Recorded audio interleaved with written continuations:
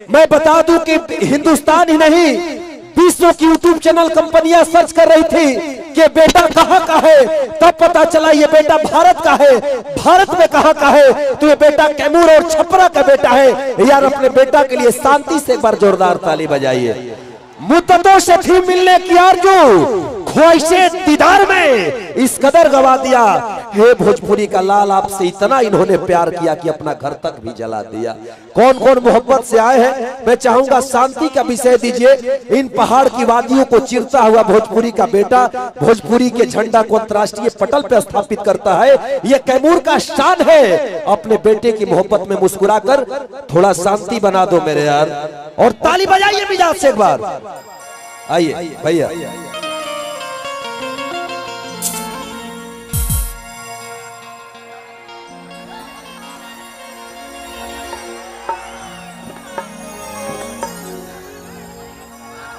ये हमारे लिए पैसा नहीं है, ये हमारी जान है। आप सबका विश्वास। अरे रख ना पगला, रख ला, फ्रूटी पिए के काम आई।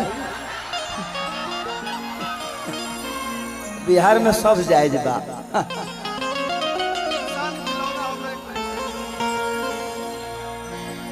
कि पग घुंघरू बांध मीरा नाची थी और हम नाचे बिन घुंघरू के। बट लास्ट अंतरा गा देता नहीं।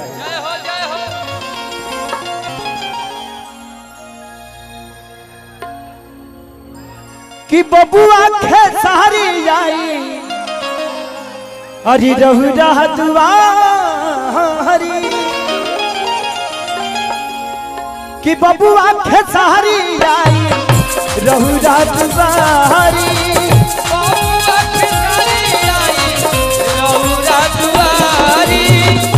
एकरा पताला कदम ए महतारी,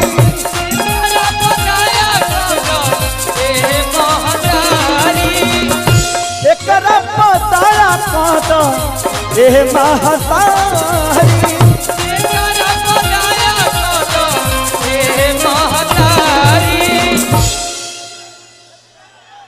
कि इतना प्यार पवलस भाई से चराई के,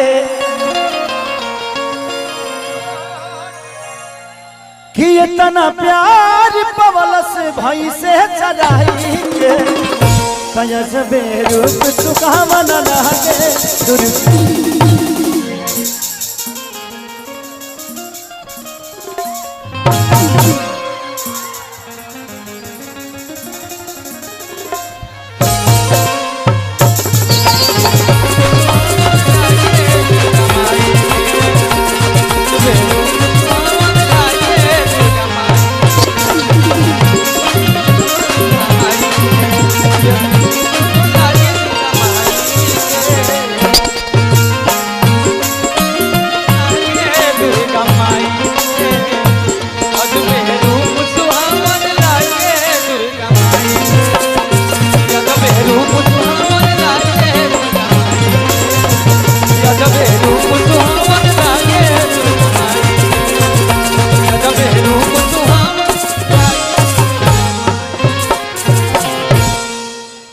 हमरा लगत कि हम ही फरस तारा में दोबारा फिर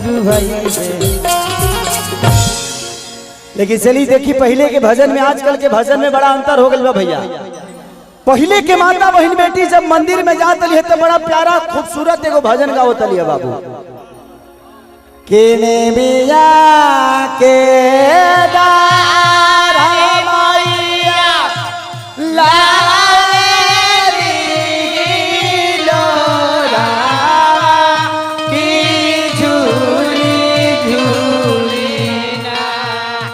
के मैया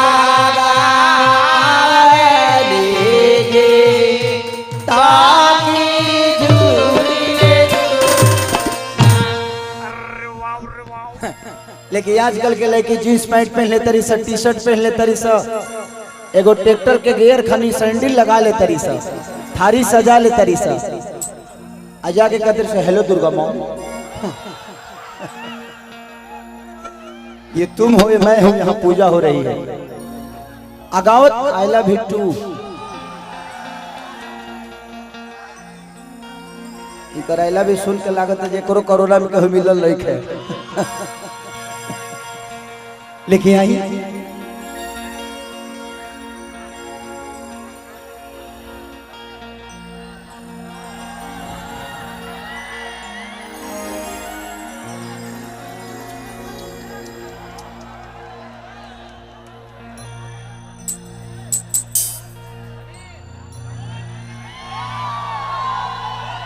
एक्चुअली बात ऐसन बा कि हम चारों बगल जाए तबे लोग से मिल पाए।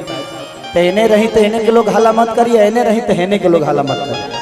हम सबके साथ बराबर बराबर पाए।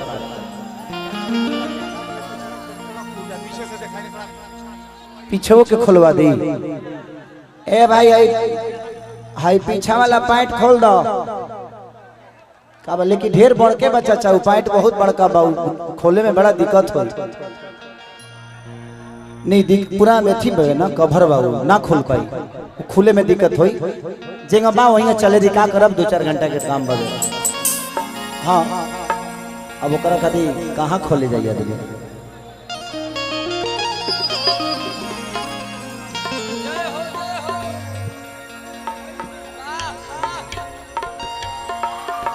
अरे यार एक्चुअली हमार तबीयत आज बहुत दिन 6 महीना से खराब चलता, तू लोग जानते हो कौना कारण से।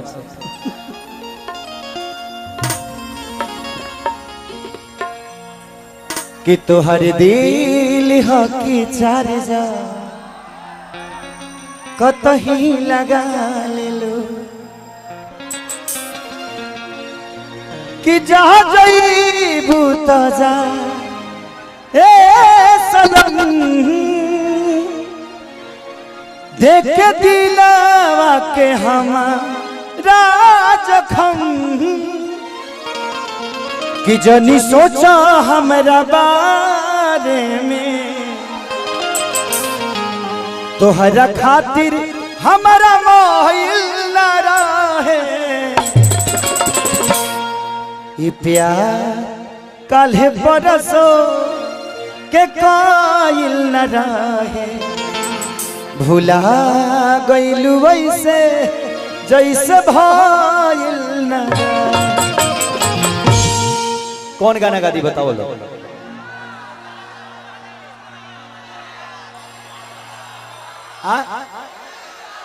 अहिरान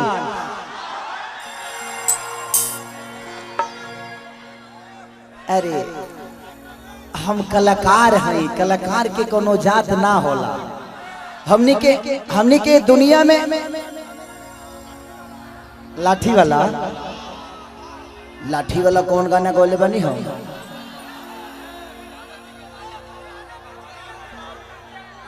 कि अब की जादो जी के झंडा तहरा लहंगा पर फहरी कि आज होई बरियारी चाहे होई मारा मारी। बढ़ाओ ना रे बढ़ाओ, आ जा रुको आ जा।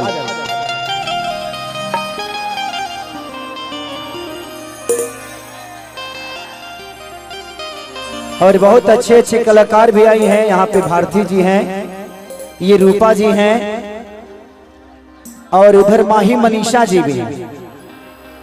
माही मनीषा को आप जानते भी होंगे, इनके बहुत सारे गाने कि दर्द उठे राजा कमर के भीतरिया भीतरिया। आ जा लो दोनों जने। अब ये लोग के जादव जी के को गाना गा देता नहीं, ठीक बा।